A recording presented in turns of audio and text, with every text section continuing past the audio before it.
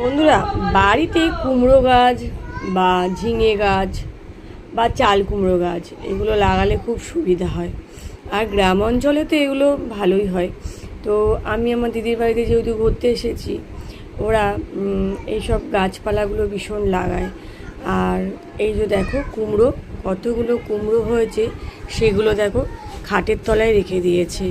এগুলো না খাটের তলায় বেশ ঠান্ডা ঠান্ডা ভালো থাকে। আসলে গ্রাম অঞ্চলে আলু টালু আমি দেখেছি আসলে ওরা এমনি খাটের তলায় ঠান্ডার মধ্যে রাখলে বলে অনেক দিন ভালো থাকে। কুমড়ো এমনিতেই ভালো থাকে।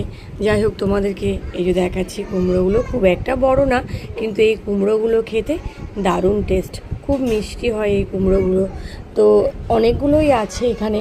এই দেখো, দেখতে পাচ্ছ কুমড়ো। আমি তো বাড়ি যাব, যখন নিয়ে যাব, আমার ছেলে তো বলেছে নিয়ে যাবে। যাই হোক, আর এইগুলো আমগুলো দেখছো, এই